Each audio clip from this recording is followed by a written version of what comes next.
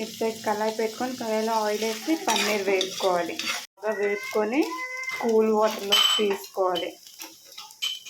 దానివల్ల ముక్క అనేది గట్టి పడకుండా మెత్తగా ఉంటుంది. పన్నీర్ తీసేసాక అదే కడాయిలో కొంచెం ఆయిల్ వేసుకొని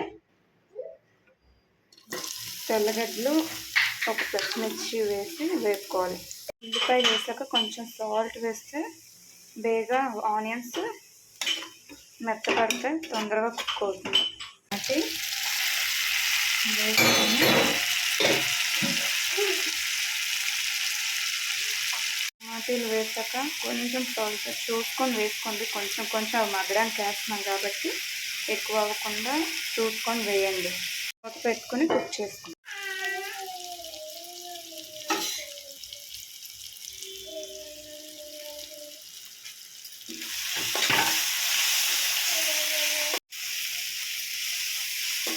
బాగా దగ్గర అయ్యాక ఇందాక మనం వేసుకున్న పన్నీర్ వేసుకోవాలి. పన్నీర్ వేసుకున్న తర్వాత కొంచెం పసుపు, కొంచెం కారం,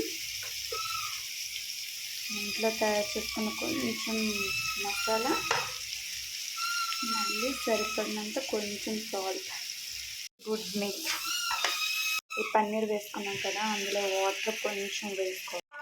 కూర దగ్గరికి వచ్చాక కొత్తిమీరతో గార్నిష్ చేసుకొని ఒక 2 నిమిషాలు మగ్గించి ఆపేసుకోవడమే. సో ఇక్కడ మన పన్నీర్ కూర రెడీ అయిపోయింది. తీసి పక్కన పెట్టేసుకొని సర్వ్ చేసుకోవడానికి.